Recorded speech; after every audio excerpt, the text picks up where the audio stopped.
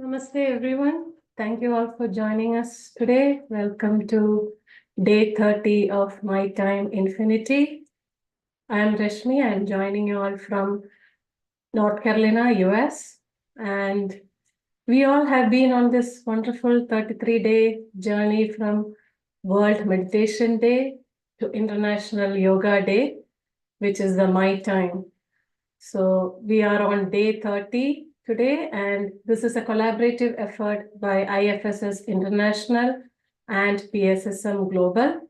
So deepest gratitude to all of you joining us every day.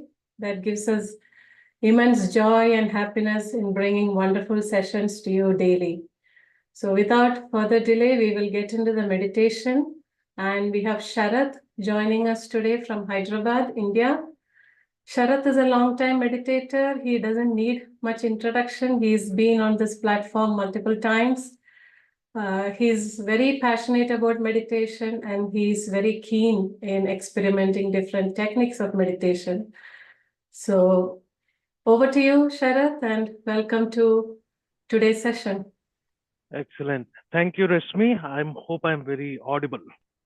Yes, you are. Yeah, it's a kind introduction. So, in this path of meditation, it is all about just doing it, right? So, it really doesn't matter how much time we are doing, right? It is all about, are you sticking to it every day, practicing it every day, keeping it very simple, right? So, the meditation should not again become like you have 10 different steps to do getting into meditation. Again, you're trying to load your mind with a lot of things. So the very reason of meditation is how you really get out of that mind and be yourself. So that's the reason why we have this excellent technique of getting into meditation, that is anapanasati, right? Where you have to be with your breath, come what may. The time we allocate to sit for meditation is the one decision we have to make every day without fail, be it early in the morning or midday or in the night. That decision alone is very important, and rest of the things are very simple.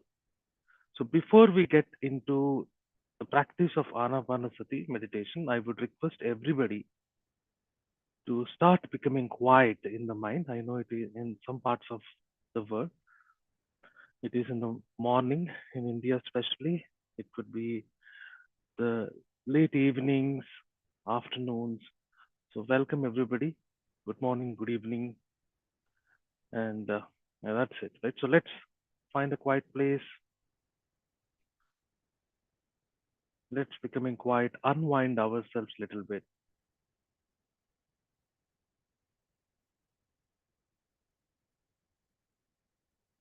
The key is we should sit by creating an atmosphere, by willing for it, right? The way to start is like, sit or find a place where we can be very quiet. There are less distractions. You can dim the light of your room, or you can sit in a completely enlightened place, right? Where there is a lot of light.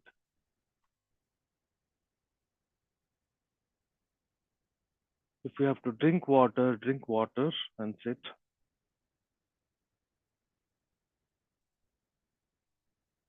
Right? Take 10 seconds time to settle down.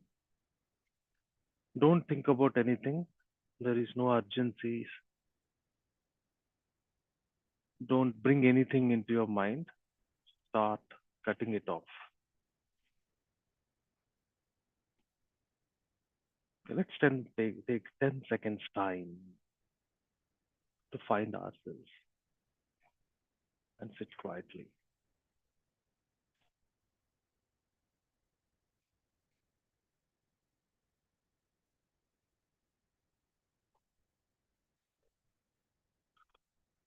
Excellent. So don't worry about any of the background sounds you are getting at your place. Those are very important because those are the backgrounds which will allow you to expand your awareness. And that is the key for meditation. Now find your posture. You can sit in whichever posture comfortable for you. You can keep your spine erect or you can take a support, no issues, but you have to be comfortable. In Sanskrit, it is called as Sthira Sukha Asana, the posture in which you can sit for a long time. So take next 10 seconds time to find your posture. You can sit on a chair, on the floor, cross your legs or ground your legs. Keep your shoulders free, relaxed.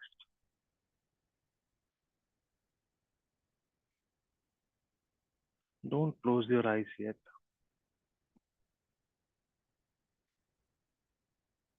If you're wearing specs, take out.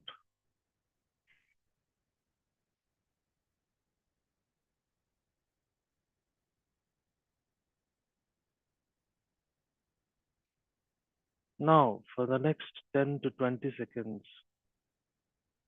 see what all are coming into your awareness. Don't close your eyes here. Feel relaxed. You found your posture relaxed. You are collected yourself. No thoughts. Leave them aside. Those are not required.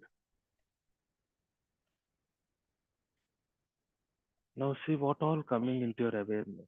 It could be background sounds, someone talking in the next room, or birds chirping outside. It is possible that some of the thoughts are sneaking in.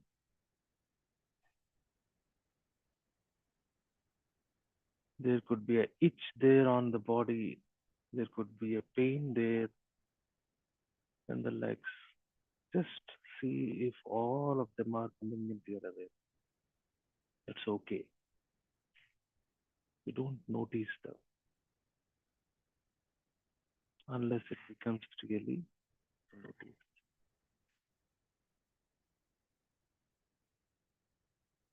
Take 5 to 6 second times to expand your awareness.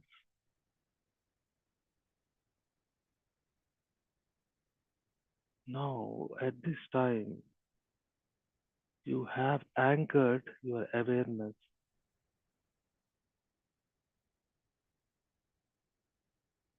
and ready to get into meditation.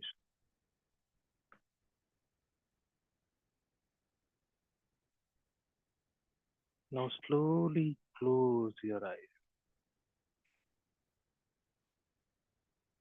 While closing your eyes, keep your gaze, the place where you look at, in between the eyebrows. And before that, if you already clasped your fingers, that's good.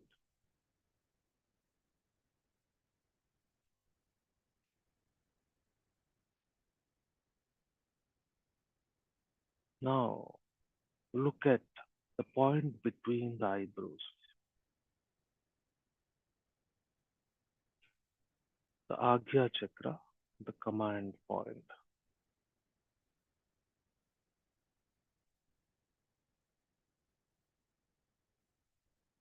Now you have already settled with your awareness a little bit. Now what comes to your awareness is the breathing which is happening. Most prominent happening in the body.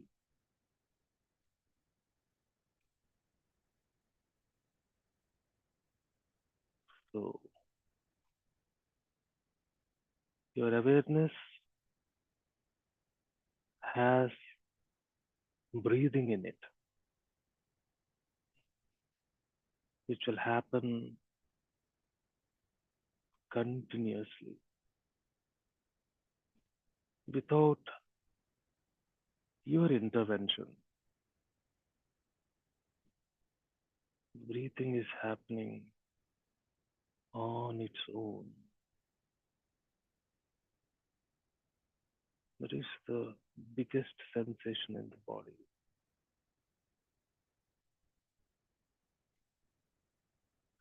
Is it not wonderful? The will of breathing is happening on its own. Now I request everyone to bring your attention, focus to the breathing. Feel relaxed.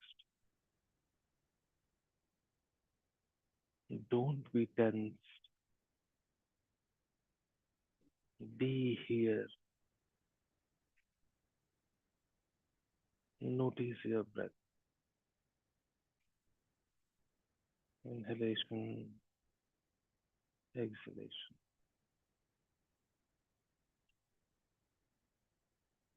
Feel relaxed. Body should be absolutely relaxed. You cannot catch your mind, but other than on your body. So if you relax your body, mind will be relaxed. Relax. Now,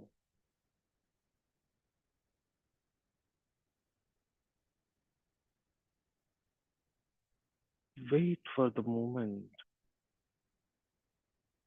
when the inhalation is starting on its own.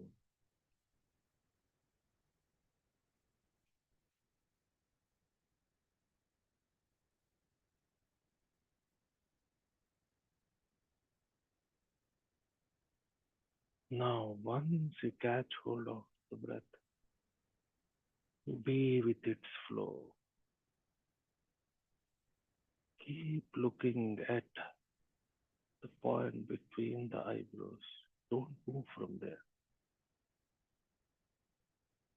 Have a resolve that you are not going to look at any other point other than the point between the eyebrows.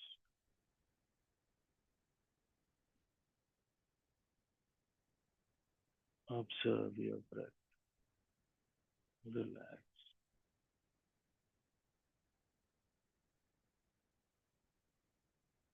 We had a nice flute music a few minutes back. So let's play that music in the background so that we don't escape into our thoughts. Slowly.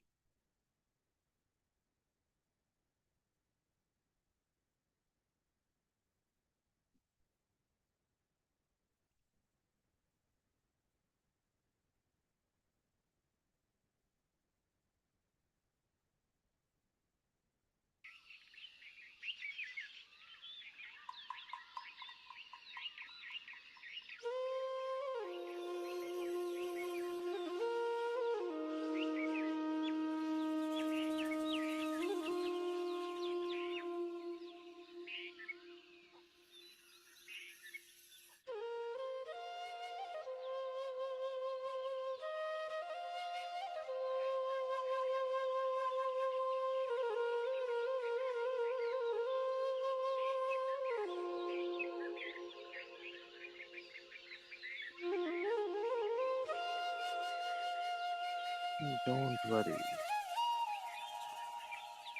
Many things will come into your mind. Thoughts. Let it come. But don't pay attention. Pay attention only to your breath.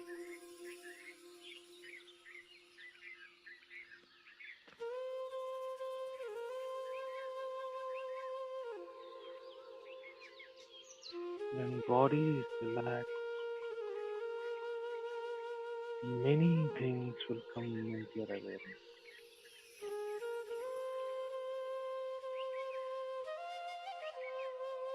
come, observe it, but don't give attention. Give attention only to your breath.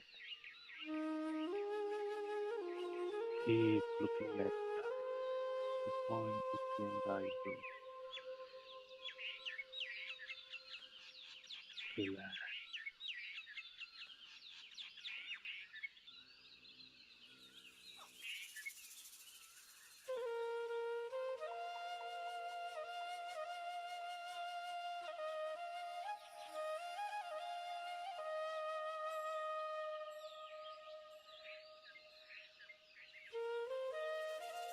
No egos, no role to play. You are neither father, mother, son, daughter, friend, or foe. You are just there, watching your breath.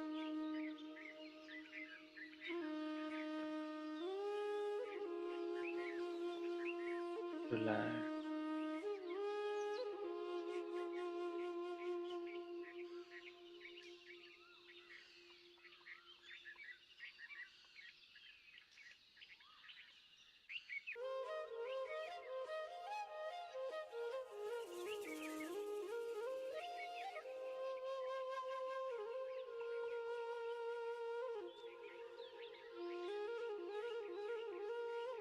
Don't attach any status to your personality.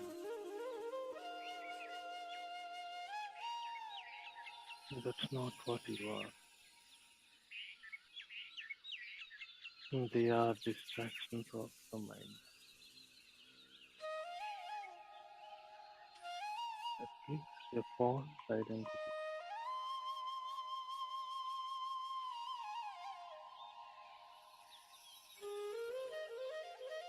Cut all those ideas. Be with your breath. Relax.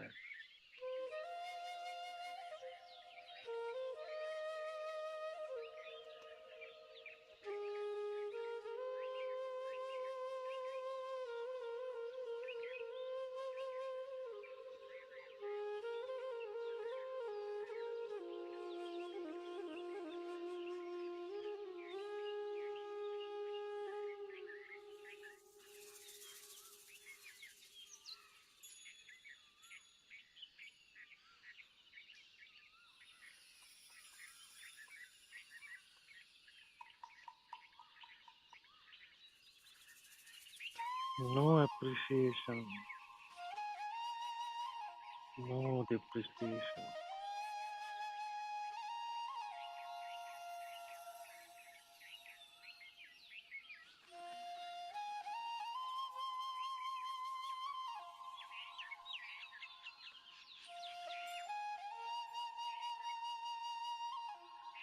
No distraction. So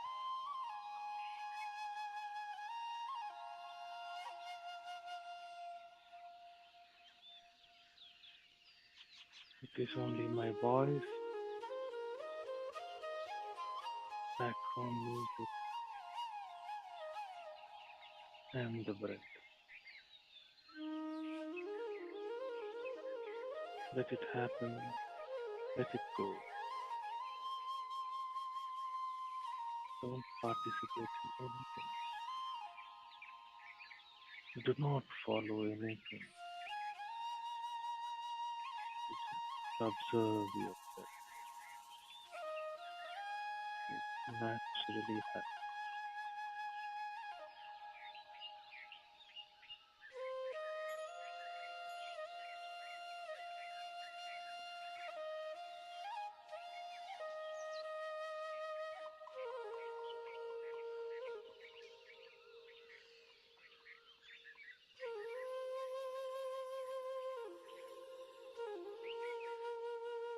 Relax.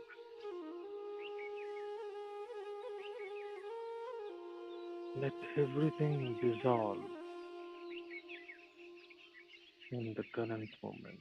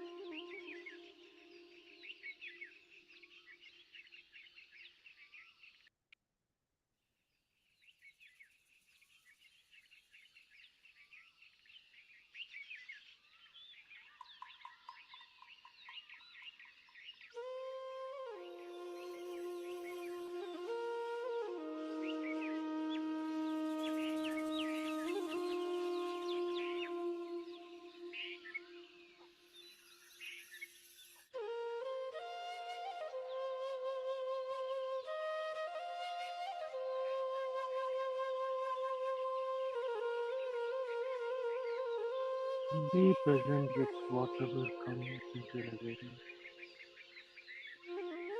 Don't follow it. Observe your breath.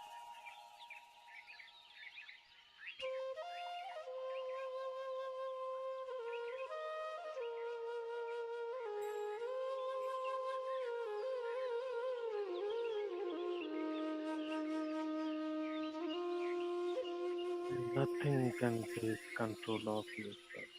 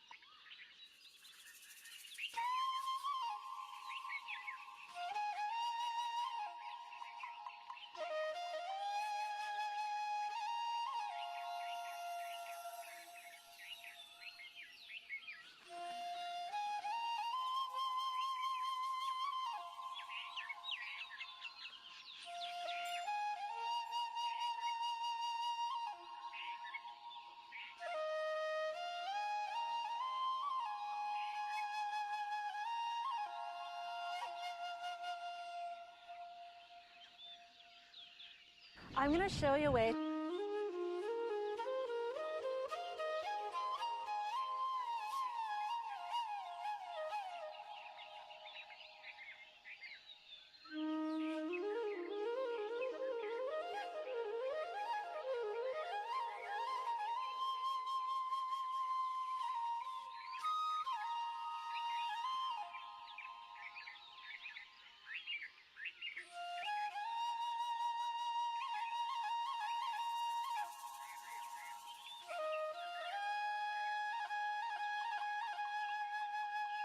Be exclusive with your breath.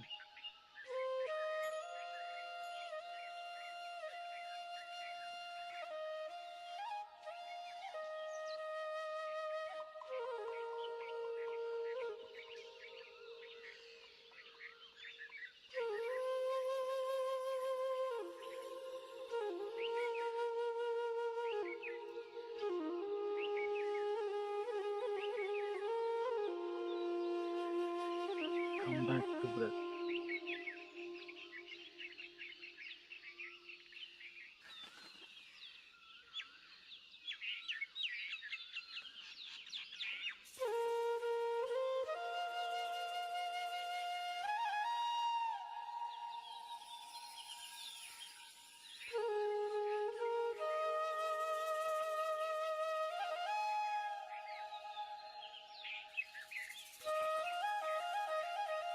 Do not hold on to any.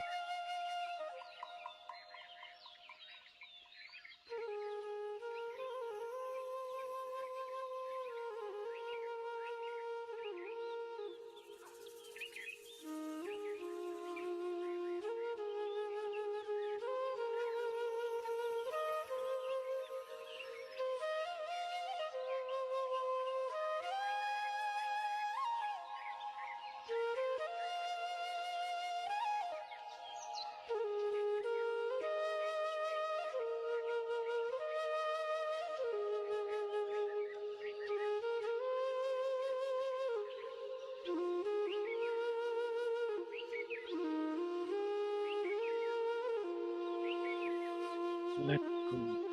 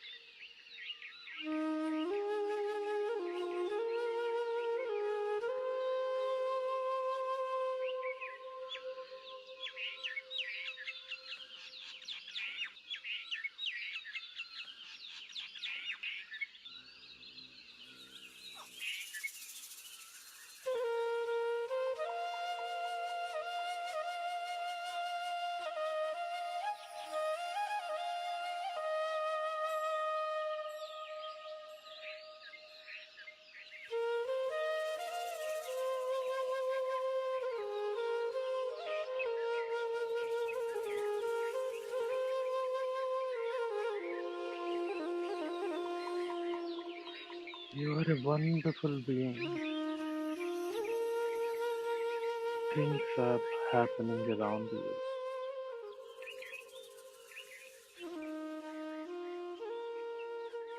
You can choose to participate, but for now, just observe it.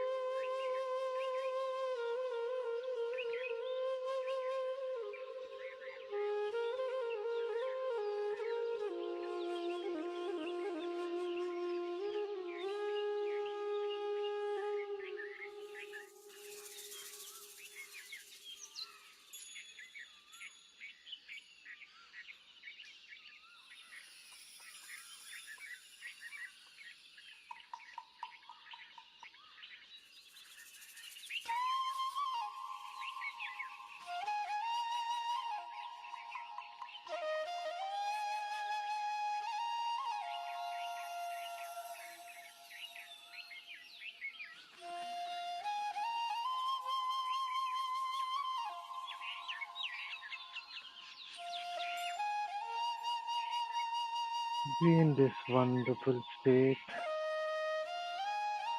the state of non-involvement, not doing anything, not following anything.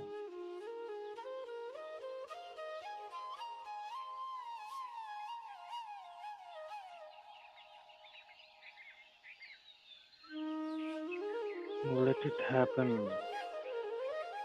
Let it go.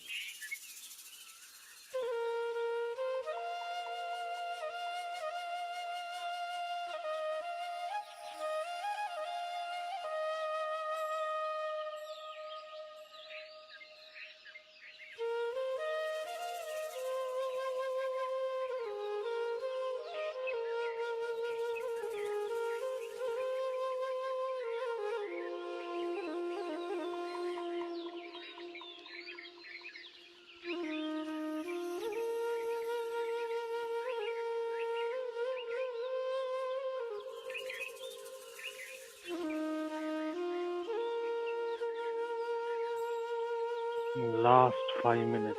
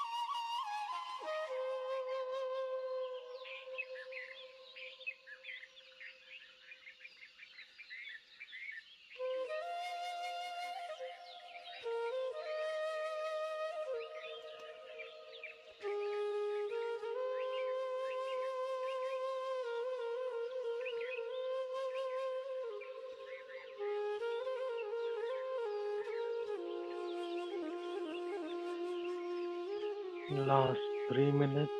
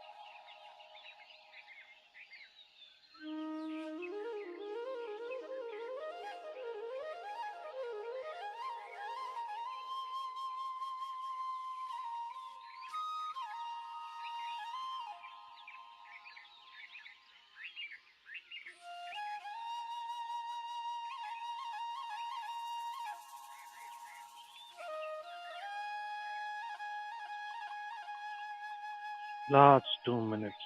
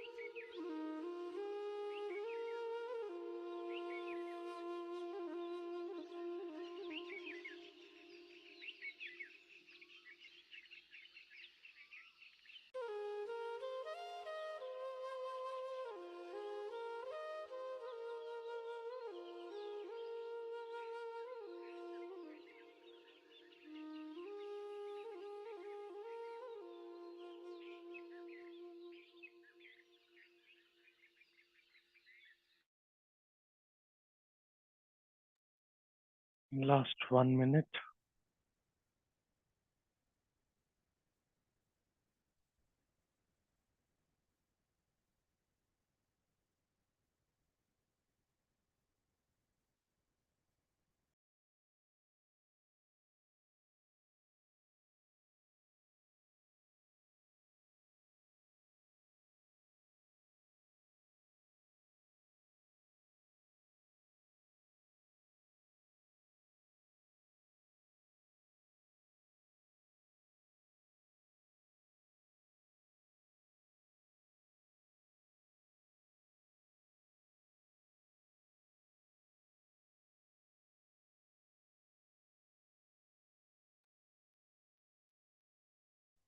Last 30 seconds.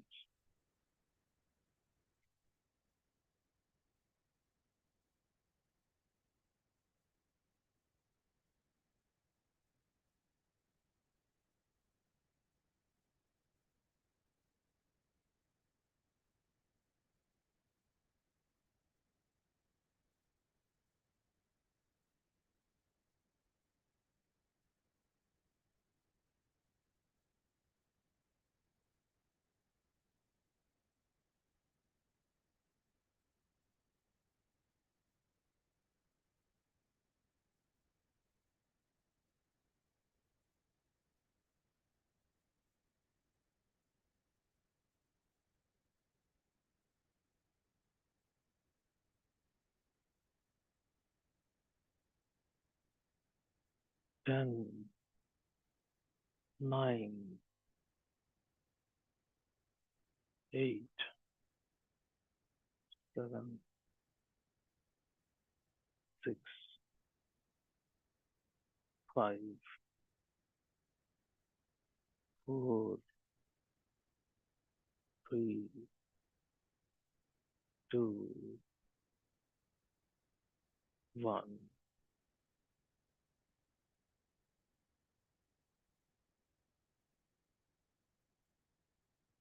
Slowly open your eyes. Keep your palms on your eyelids. Slowly open your eyes.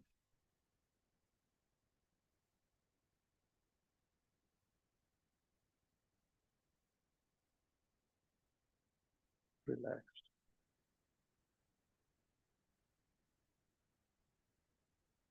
Excellent morning, evening.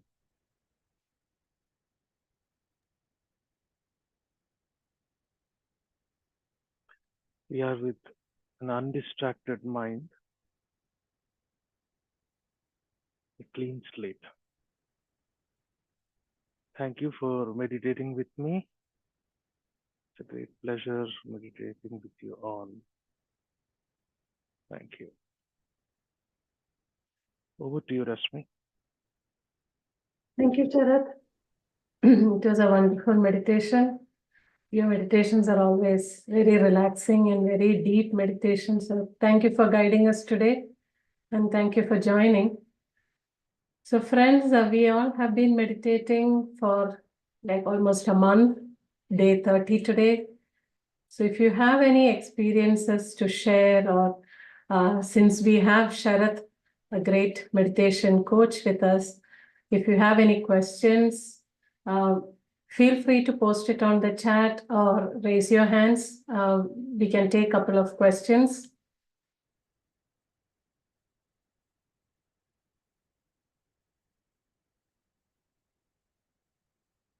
So just to start, Sharath, why do we play music in the background when we are meditating? So the goal of meditation, one of the goals of meditation is keeping your mind from distractions. There will be so many distractions. Distractions can be anything. It could be a pain on a body.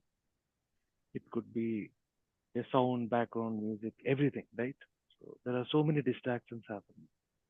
So mind tends to follow one thing, whichever, very randomly, based on your state, situation, mood, right? So you have to keep it in within certain limits. Beginning, at the beginning. At the beginning, it should be with only few things, right? You cannot completely get out and say, I will be thoughtless, no thoughts, right? That is not possible. It's very difficult beginning. Even for great masters, it is not easy. So in order to confine is a negative word. In order to make your mind go between very few things, between your breath and the background music. That's it. You're going between them also and come back. Suppose if background music is not played, if you're an advanced master, it is okay. You don't need any other thing, right? But if you're at the beginning, what happens is this background music will help as a wall to come back to your breath. That's it. That is the only thing which, that is the main thing which will help you, the background music. Keep your mind within the context, right? At the same time, music is a great healer. So please be aware of what you're choosing. Don't choose a pub music with lot of drums and, hey, if it is okay, you can, but any soothing music, because what happens is, apart from touch, right? Apart from touch, sound stimulates your sensations to relax. Sound touches. Do you ever heard that statement? It touches you. It touches you in those very important sensory areas in your mind, which no other thing can touch. That's why music is the highest form of art, one of the highest form of art. That too, flute. Why do Lord Krishna use flute? It will bring you, it will tame your senses, let me tell you, right? They don't go anywhere. Be with me. Be with the breath, right? So that is another reason why we play a background music. So choose a music which is not busy, right? Don't choose a music which will, really distract you. Don't get entertained by your music. It is not for an entertainment, right? It is for stimulating your senses, keep you in that context. I hope I answered your question. So that's why we play band. There's no other purpose for this. Okay, thank you. And we have a couple of questions in the chat. Rajiv sir is asking, is there a difference between a yogi and a master?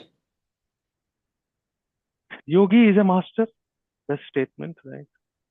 So, uh, so let me give you an answer. So when you are meditating, what happens is I keep saying, let go, let it happen, let it come into awareness. So most of the time, what happens? Let's make it interactive, right?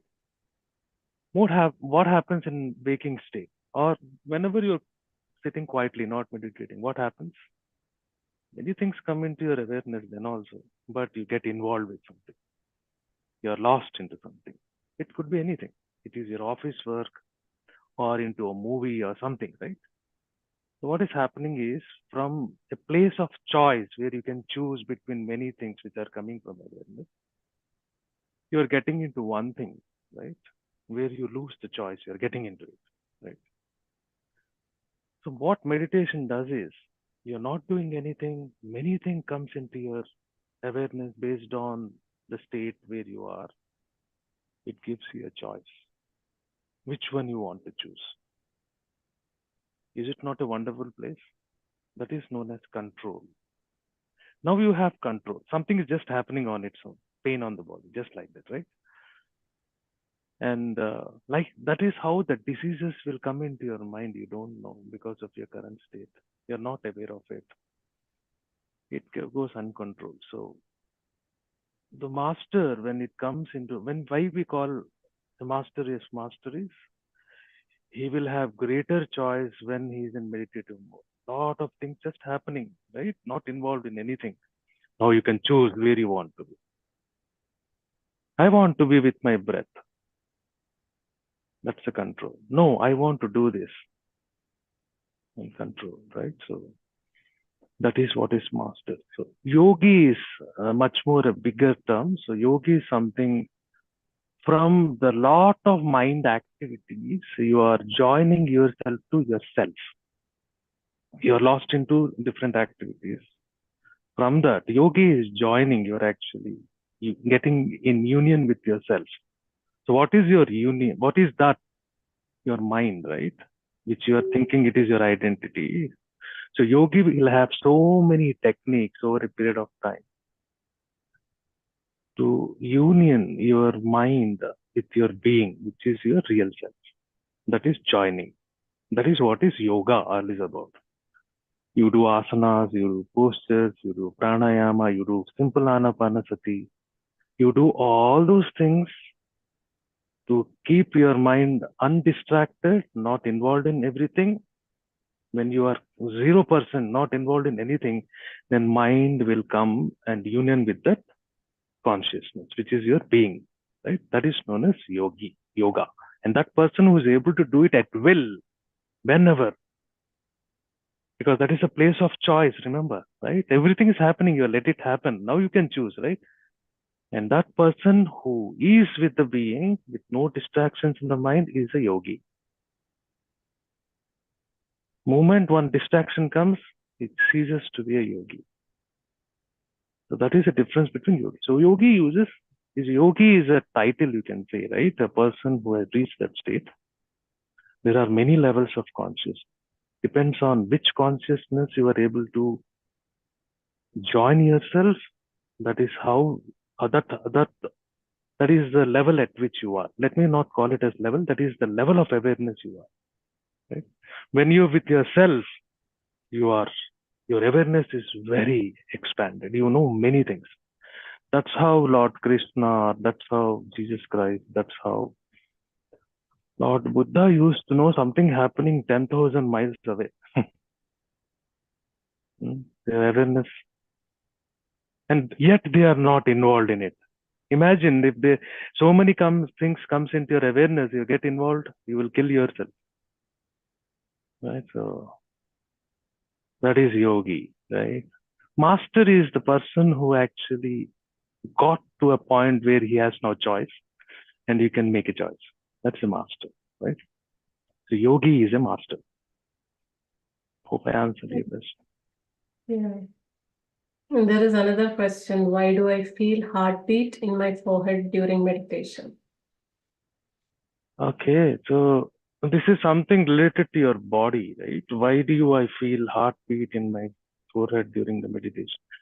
So that is how, right? You know, every nerve, right, which is carrying the oxygenated blood to your body, right? It pulsates. Imagine if you are able to feel that pulsation when you're waking state, it is very disturbing, irritating. It will not come into your awareness, right? That is how you are guarded. It is very difficult, right? So when you are actually meditating, going more deeper and deep, you will know many sensations. I will give my experience. You will know the expansion and contraction of your lungs. Imagine. Do you know now? You don't, right? But when your distractions of your mind is taken away, then you will also know many things, right? Your heartbeat, your pulsation of, at various places, your expansion, contraction and expansion of your lungs and many other things, right? Because your mind is not distracted. So these things will happen. Very good, actually. Very nice. This tells you that your awareness is expanding. Otherwise, so many things are happening without you knowing. So that is a very good sign, actually. You are able to feel a heartbeat in my home. Very good. So your mind is becoming, some part of it is becoming not distracted, right? Be on that path. Be on that path. Don't get startled by it. Don't get fascinated by it also. It's a trick of your mind. Okay, pulsating, acknowledge and leave it, move forward. There will be another sensation which will be coming into your mind. Observe it. That is not the goal, right? You will understand when you reach that state of yogi on your own. That can't be explained. So very good. That's a good question. So there's another question I can see. Yeah. Feeling heaviness in my forehead and stiffness in my neck during meditation. Yes. So those things will happen. Normally, when we are born with many things carrying from our past. There will be blockages, right? So when you sit, the in meditation, the cosmic energy flows. It wants to go through the places and clear your blockages, right? Whether you want it or not. That is when you feel that stiffness. It is good actually. It is a place where you're trying to heal yourself, right? Don't be bothered by it, right? Don't get irritated or don't think that something really bad is happening. Nothing. Good that you're feeling that. You continue the meditation. The heaviness will go away on its own. Stiffness will go on its own. Then you will know that you are healed. At whatever level it is, right? You're healed. Anything. It can be any pain, right? It can be anything. Don't be bothered by it. Don't attach yourself to that pain. It could be feeling also, right? Just let it be. Let go. It will go on its own. And once it is gone, believe that you are healed. That's what it is. So don't be worried. Those things will happen. Reeling of your head, vomiting sensation, acute pain somewhere, and it happens only during meditation. Let it happen. Try to be very patient, and it will go away. Nothing is permanent. It will go away. Very good. Very good. All these things are very good. See, you don't have to get great experiences. Not required. These are simple, I would say, evidence that you are progressing in meditation.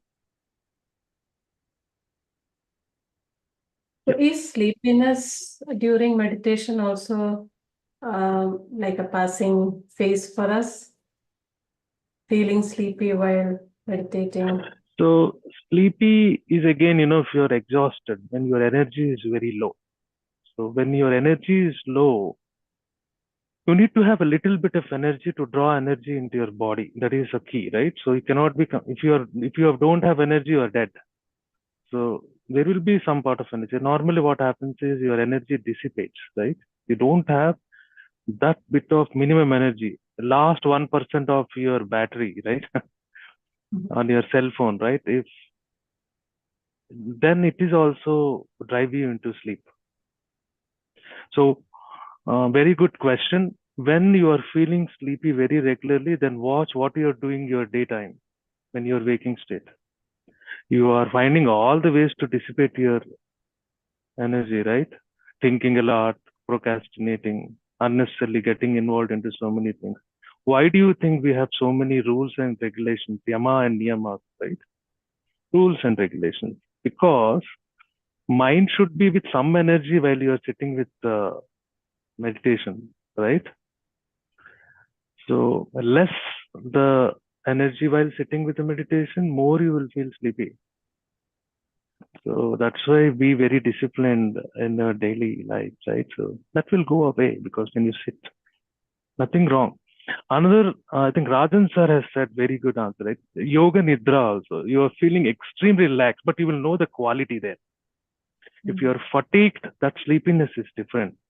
When you are fatigued, watch, you cannot sit erect. You will fall like this, like this.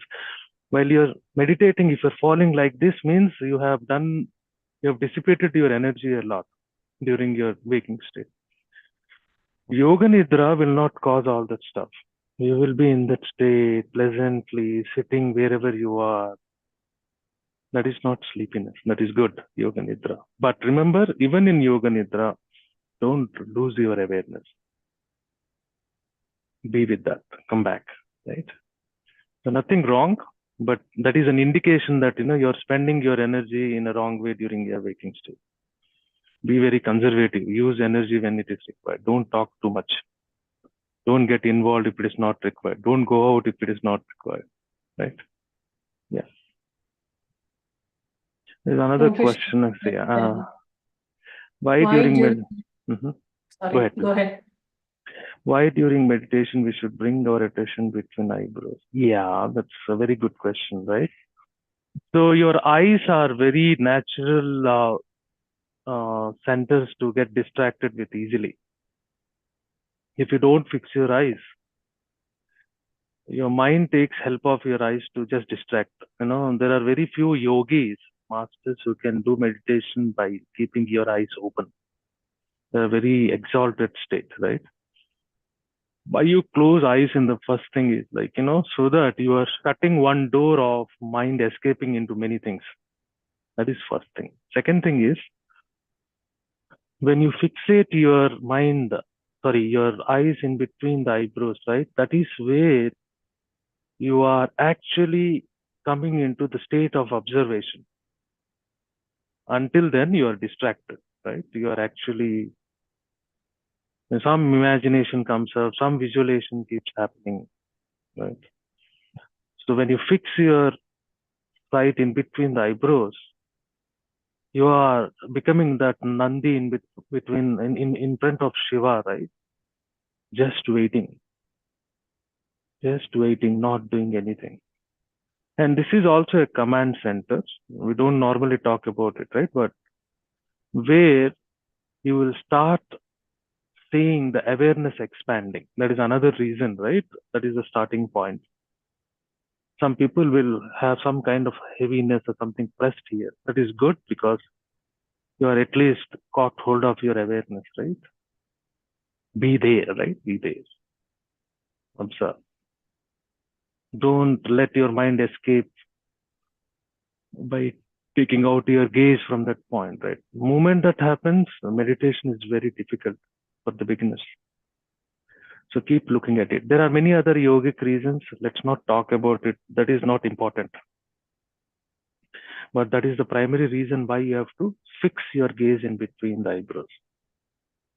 Now, try taking out your gaze from there. It's very difficult to meditate. Mind will start escaping, right? You will give eyes to your thoughts. You will go to those places where you don't want, right? Imaginations. So that's why you have to fix.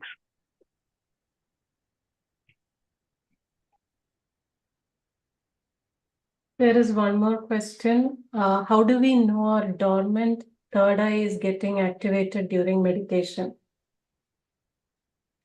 Yeah, but why we should be bothered about it, right? Since the question is asked, right? The third eye is symbolically represented between the eyebrows, right? It is symbolic only. But third eye is not actually only an eye. Third eye is the all-pervading awareness, right? You will know everything. So activation is, it will activate on its own. Don't be on purpose to activate it, right? There are many yogic tantric ways to do it, but that is very dangerous. You should not go that way. But when you do an Anapanasati meditation, you start feeling the pressure here. Your activation actually started. But depending on how involved in your day-to-day life, your own life, right? That actually, takes a lot of time. So practice meditation every day, but that is not the goal. So third eye is another, it's good to have it, but that is not the goal. The goal is how you actually find yourself. How will you know that you are not this body and mind? That is the first step towards whatever you call enlightenment. How many people know that? How many people on this call can confidently tell that I am not body and mind? I'll tell you, right? We will read so many scriptures. It will look like some fairy tale stuff. It's not easy, yet simple, right? The first step when in meditation, when you are reaching several states, the first step which you are going to experience is you will clearly know that you are not your body and mind. That can't be explained. So that is the first thing which will happen. Forget about third eye. Third eye is later, right? It is not some organ. It is all pervading awareness. So that keeps activating movement. Sit from the first meditation, the beginner, from day one itself, it starts activating, right? Depending on your sadhana, your practice, sooner or later. Now, if you are getting motivated by it, very good. Sit in meditation every day, but don't have expectations. Here's another question. Starting of meditation, our spinal cord is straight while sitting, but after some time, spinal cord bent automatically without our knowledge. Do we need to keep back straight? Yeah, not required. It is all, you don't have to keep your spine straight. That is not required for Anapanasati meditation at all. What you need is a Sthira Sukha Asana where you can sit in that particular posture for a longer time. So everybody will have their own posture. What I have seen in my experience is no two people will have a similar posture, same posture. It will be different. Someone will be really very comfortable sitting in Padmasana, which is a very difficult posture, right? But they are very comfortable. If it is comfortable, do that. Some people will sit in Siddhasana, right? Some people will sit in a simple sitting posture, they are comfortable. Okay. How many people have seen the photograph of Ramana Maharshi? Ramana Maharshi sits in Siddhasana most of his time. That is a very comfortable asana, right? There are advanced people who can sit in Padmasana, but it is all about, you don't have to keep your spinal cord erect, right? It is not a necessity. If you can keep it, good, right? That means you have more control, right? So that's how it is. But otherwise, it is not a requirement. You should be okay.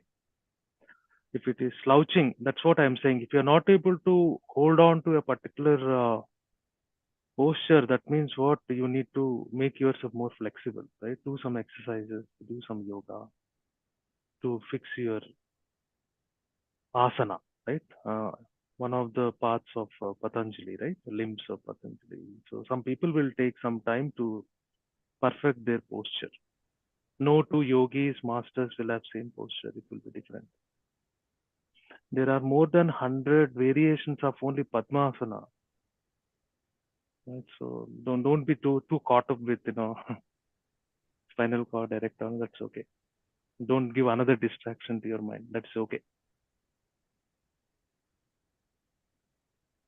Thank you, Sharath. And we have Prithvi also joining us. Hi, Prithvi.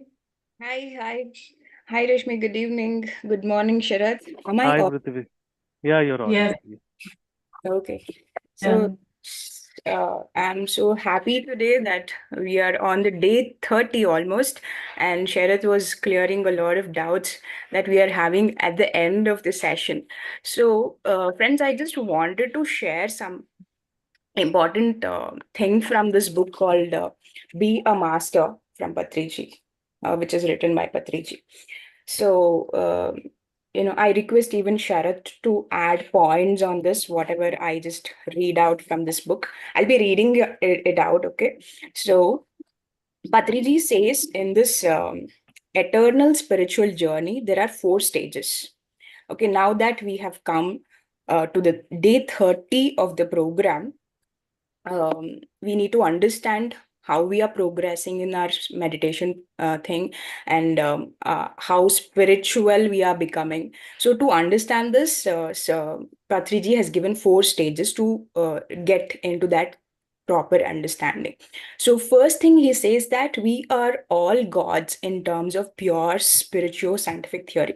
We are all gods. This is the truth, but we are not aware of it. That is why he says that we should keep striving to become God in practice. Be it in the thoughts that we think, we have to have a godly thinking, godly words, and godly actions. Okay. So to become godly, there are 4 stages.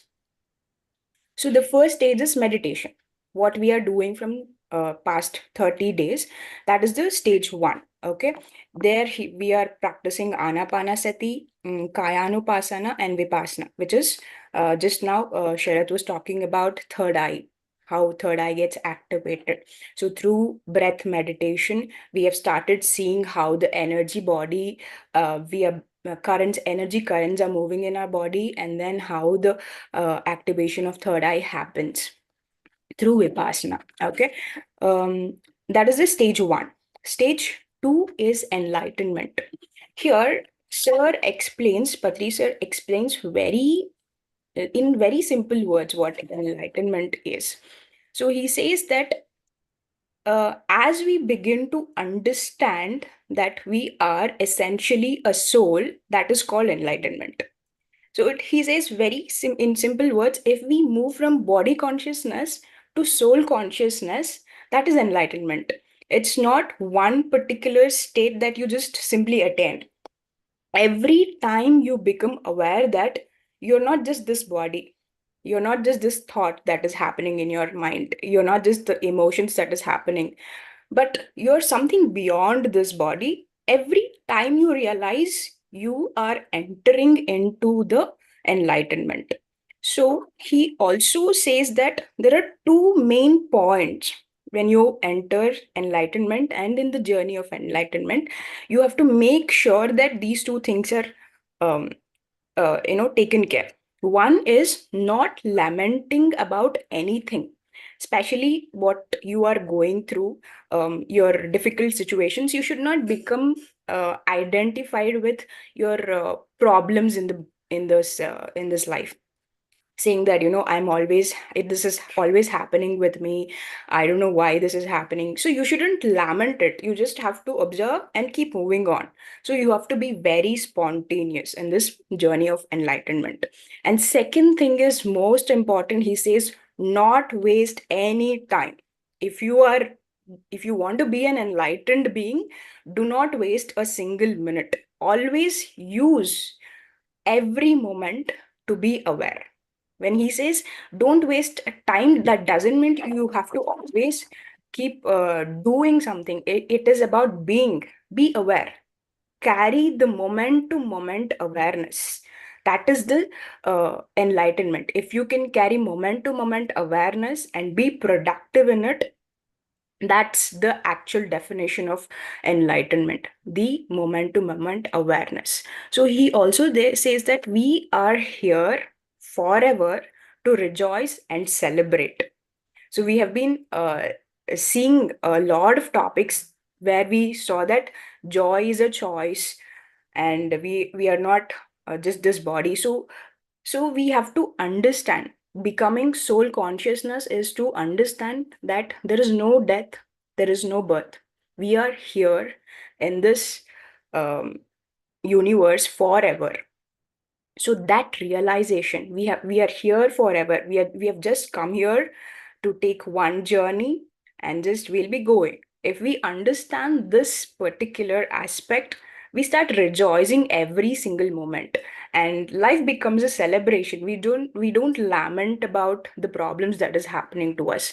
So celebration is all about enlightenment. If you have come to a level where you can celebrate even your pain, where you can be in joy and experience pain, that is enlightenment. So every moment should be utilized creatively, productively, moment to moment awareness. This is enlightenment, stage 2. Okay. So stage 3 is the next level of enlightenment. We all think enlightenment is the highest thing. No, sir says enlightenment is just the second stage. The third stage is awareness. We have been practicing awareness from last 30 days. That meditation is all about awareness. We think that meditation is to calm ourselves and to be relaxed and to be very nice. No, meditation is the actual essence of meditation is awareness. So he says that there are two points. He says living in the moment time, to be in the here and now, and live in the eternity time. So this has been always a challenge for me, that time is now and time is eternal. It's I am still trying to grasp this point. When you're in the now, you don't have the frame of time. You just forget the space and time. We also had a session on that. So a perfect master is a paragon of awareness, he says. He is a paragon of awareness. Just now we had a question, who is a master? If a master is totally aware, living in the moment, and knows that the time is now and time is eternal, he is a master. So we are actually becoming the masters of awareness. That is how we become masters. So he says awareness means always being in the here and now. To become a completely aware person, intense companionship with other masters becomes crucial here. So this I really feel very important, because the moment we come in contact with a person who is more aware, no, we actually start becoming aware. I mean, we come into the present moment. That is what I experienced with Sampath. Whenever I meet him, he's so in the present moment that even I come into the present moment. There's no thoughts with that runs in my head. So being with the masters who are already practicing this, who are already enlightened, and that is what we call as sajjana sangatya. So the more we are with the companionship with the other masters who are also practicing meditation, we come into the present moment. So be in the present moment and also in the companionship of other masters who are practicing it. Okay, and awareness means flowing happily with natural emotions in any given moment. This we need to underline. Awareness means flowing happily with the natural emotions. It can be any emotions. It doesn't have to be, very nice, relaxing, and making you happy kind of emotion. You have to be flowing happily with natural emotions in the any given moment. So that is what he calls awareness as. And wisdom demands that we take into consideration the immediate past and immediate future for deciding the most appropriate action or reaction in any given present. So when you are in the present moment, you might ask, should we not, decide about our future actions? So that is what he calls, when you are in the awareness, you also build a wisdom where you will consider your immediate past, what has happened, and then you will decide what needs to be done in your immediate future. So he says, do not lament your past, be in the present, consider your immediate past, and make decisions for your immediate future. That is how you become a wise person, a master of um, of this life. So this is all about the awareness. That is the stage 3. Coming to stage 4, this is the final stage. He says the final stage is life zest, is the final stage. Enlightenment is not the final stage. The life zest is the final stage. So the end result of meditation is enlightenment. The end result of enlightenment is awareness. And the end result of awareness is life zest. So what is this life zest? So life zest has 2 aspects. Please write it down. Life zest has 2 aspects. One is giving, 2 is acceptance. So the more life zest means more compassion. That means more and more of giving, and continuous and unconditional givings becomes a natural habit. And you keep accepting whatever happens in life, you accept, and then you keep giving. It's unconditional flow of life. That is what he calls as life zest, the highest celebration of life. Okay, the more life zest also means more and more of acceptance of everything. Continuous acceptance of also becomes a natural habit.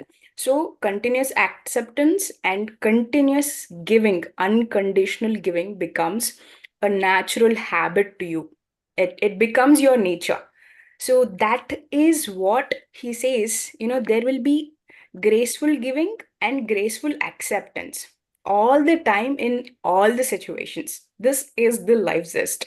A spiritually dynamic and spiritually vibrant life is one wherein the quality of both giving and receiving is quite high. So you give and you receive. Receive means acceptance. So it's the highest nature of soul, and that's how your life becomes, you know, celebration every single moment. So if you want to understand where exactly you are in your spiritual journey, see where you are in these four stages of life. We have started meditation, we have started accepting the difficult emotions, we are trying to be in the present moment most of the time, we are developing the awareness, not wasting time. So if we are understanding and moving towards our soul consciousness, that means we are becoming enlightened beings, and more awareness is coming into our life, and our life is becoming more celebration and not, not lamenting about the past. We just forget everything about the past, and every moment we make sure that there is highest life zest. So this I just wanted to highlight, because we have almost come to the end of the program. So it is important to know what our spiritual journey, where we are exactly, and to have a proper understanding. So thank you so much. Sharath, would you like to add something on this? Absolutely. So those are very important points, right? Those are all indications you're progressing in the spiritual path. Very good. And you're right. Enlightenment is a continuous process. It is work with your awareness. The work. That's why, if you remember, when I actually say that, hey, let anything come to your awareness, right? Let it come. The only caveat there is, the rule is, don't get attached with that. Let it come. And I will also say another thing, let it go. That is joy. Joy is not like lost into something and unable to extricate yourself from that. You're so miserable. Joy is, let it come. That is what is your accepting. Let it go. That is what is your giving. It should happen. That is a very good point, Prithvi. When we master is that person who can actually say let it come and let it go at will, right? That person is a master. So without using a big jargons, right? That is what is all about enlightenment. And enlightenment is a continuous process. There are so many things to know. There are so many things will come into your awareness. So that's why in meditation they will say it's a nitya ananda. So many things comes into your awareness. If you are not attaching with anything which comes to your awareness, then you will be joyful. It is ananda. Moment you are attached to yourself, you will be in some incarnation trying to save something, right? Incarnation is not janma, right? It is anything. We are taking incarnation every moment, right? Moment something's very interesting, you will not severe. You will get into it, attached into it, and when you lose it, then you will feel sad. Right. So if you are meditating, that should not happen. So that is what is all about giving and acceptance. If these two are absent, remember you will be attached to anything like a glue, however pleasant it is, right? You will lose the discernment. Discernment means what? You cannot have distinction, right? Everything is same. So enlightenment is a continuous thing. There is no stop. Remember, this is a stop, you go and stop. That means meditation will not be very joyful then. Everybody will reach there. So enlightenment is a continuous process. So Patriji says very exactly. That is not the end. Enlightenment is expanding your awareness, bringing everything your awareness, knowing everything, not being attached to it. Then life just is nothing but you let go, let come, let go, let go, nothing. Like your breath is coming in, breath is going out. Are you clinging to it? Nothing. Try to cling to it, you will die. Yeah. So Let it come, let it go. shall we Um, also hear from the participants on Yes. like Prithvi, now? just a moment. I just have to announce that unfortunately our speaker for today, Ananda Karneshji, couldn't join. So we are having a beautiful conversation here. We will like to continue that. And thank you, Prithvi, for sharing that. Our topic for today was enlightenment. And you just came in and explained all the stages of it. Thank you so much. And I would like to invite Rajan sir also into this discussion. So it'll become more interesting. Is he on?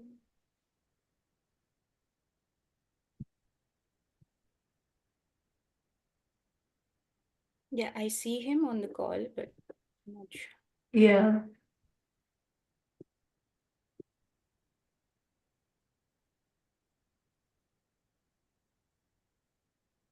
Yeah, while he connects and comes online, yeah, we can hear experiences from like the participants. We have been doing this for like 30 days. Everybody is a meditation master now, so we would enjoy hearing your experiences. So please feel free to come and talk to us or put your experiences in the chat, whichever is comfortable to you.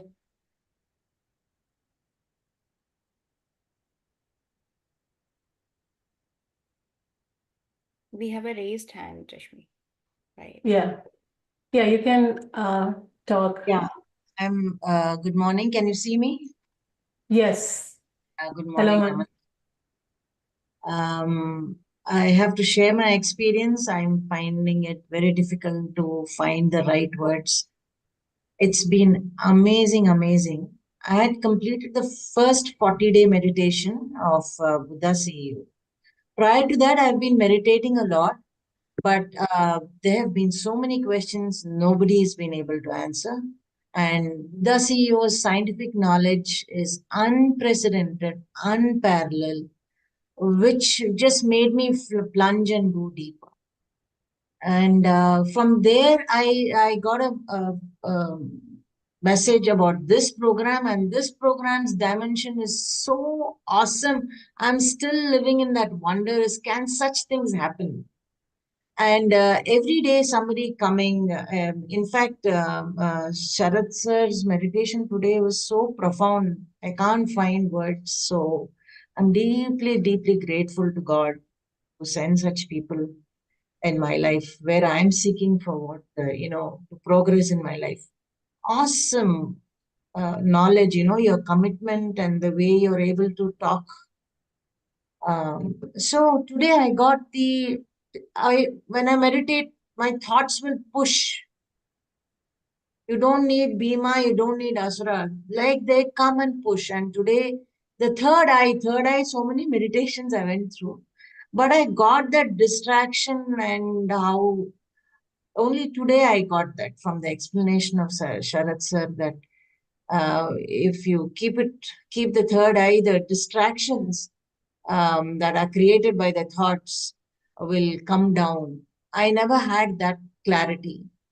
And yesterday, Rashmi ma'am's Ho'oponopono, I've read the book, I've read so many books. Actually, today, what I'm doing now is from all the knowledge you're all sharing, I have to go and revisit. It's been a long journey. And nobody's explained Ho'oponopono the way she did. And I was going through a situation where, like, it was like happening again and again. I was frustrated. I'm like, how do I come out of this? And how beautifully she explained, and simply I came out of it. It was like I was flying yesterday. The way she explained Ho'oponopono and how to come out of it, and subsequently there was another master who spoke about the four. What was it? Four Agreements by Sunil. Yes. So I decided I will buy that book. I teach. I'm a German teacher. So when my students come now, I have every reason to teach meditation to them because I can articulate it scientifically from what I've learned from you all. So my new journey is started. I'm with you all, and I'll continue this throughout my life. And I see so many people half my age here talking awesomely, and this is so nice to see the world is moving on in such an awesome direction, and we get to be a part of this. I must really thank COVID for that. That has enabled this platform. Earlier, it was not there. I used to go to Pyramid Valley, but I really could not travel. But now this COVID has enabled everybody to come online and share their knowledge, and which has made it easier for so many of us to grow just by sitting at home. Thank you so very much. Thank you, ma'am. Hi, Rajan sir. Hi. Happy to be part Morning. of you all today. In fact, I was wondering how we are going to manage the situation, but Sharath came. It was so timely, I should say. His coming. In fact, my connectivity was interrupted in between. That's why I thought I wouldn't be able to join. So I had almost discontinued. But then again, when I heard our people, I tried again. Now I am able to hear you.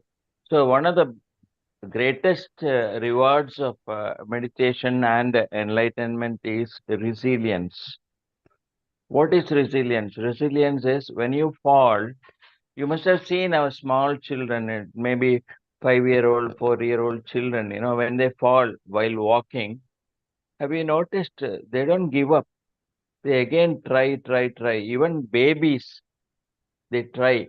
I saw some audios and videos about children, how they small babies, it's just hardly 8 months old. They simply cling with each other and fight with each other if there's a toy.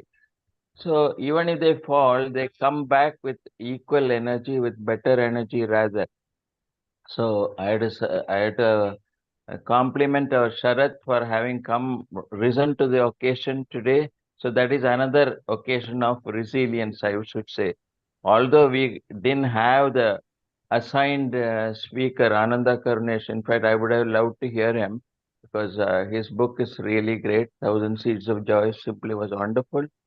And enlightenment only shows us that we are one with everyone, that oneness is cultivated, and the law of giving, of course, is always there. Once you take to the spiritual path, you are prepared to give wherever it is required. Even when no one comes, you go forward to help. So I'm very happy today we could conduct this program, and there is so much interaction. So this once again demonstrates that our IFSS members are always active and resilient, and they will rise to the occasion with greater speed if there is a problem or if there is some shortcoming. So I don't have much to add because we are short of time and with so much, everyone would be loving to get back to their work. Yep. So thank you once again, all folks. So all the best for the day. Thank you. Thank you, Sir. Rajan sir. Thank you, sir. Sunil, I see you on camera. Do you want to add something to today's session? Well, everyone has spoken and they have added all the value. And I was hearing Rama ma'am also speaking about her feedback, and it is really great, encouraging to hear such beautiful words, and that motivates all of us. So the essence here from the team is the law of giving. So we are giving our best.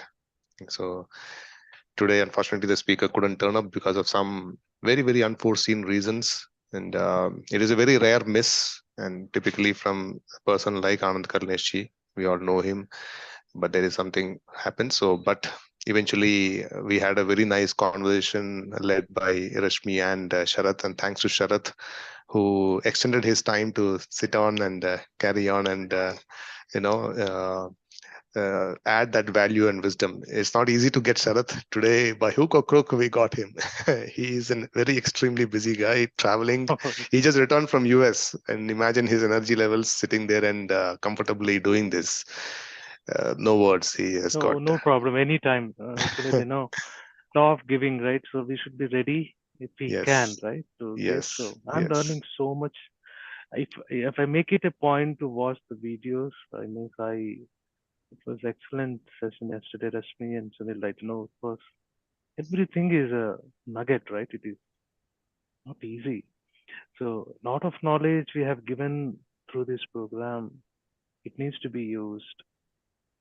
Above all, I would request all participants, including our internal team members, meditate daily. Don't give excuses. Don't say I am busy. If you're in an airport, if you want to meditate, meditate. Go to a quiet corner, right?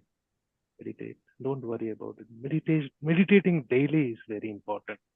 All other things like what will happen, what are the stages, what is enlightenment, you will know for yourself. You don't have to do anything. There's so many wonderful books, right? Every master is giving away what the book he or she has read, right?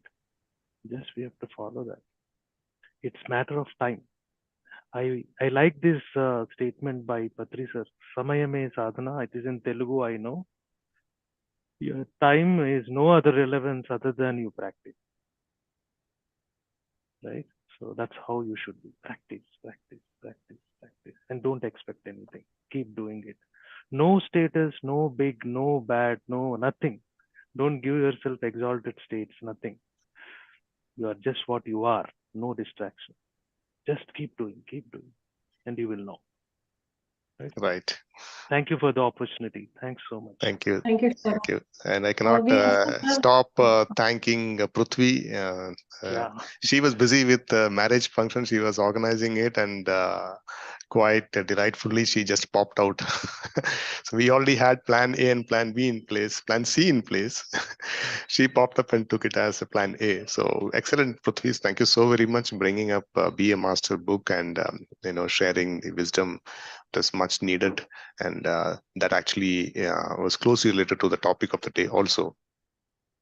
So friends, apart from my time, we are almost towards the end. We are going to come up with more sessions. So we will definitely have more sessions like this, and we will definitely have Anand Karuneshji come again and share his wisdom. We will plan that another date. And on behalf of the speaker and from my IFSS, I extend my apologies for this last minute, something which we all, nobody anticipates, but then we always have some things in place, but these things just happen. So, but I'm sure the wisdoms from Sharath and Prithvi and Rashmi, and of course Rajan sir, who has always been there as a pillar, has always helped us. I think Rajan sir has raised. Yes, sir.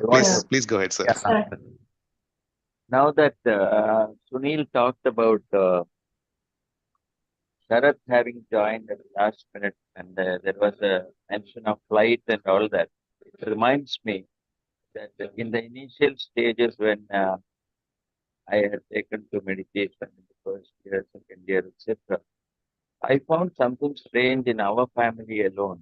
That is because all of us do meditation and we undertake long journeys, especially to places like US, etc.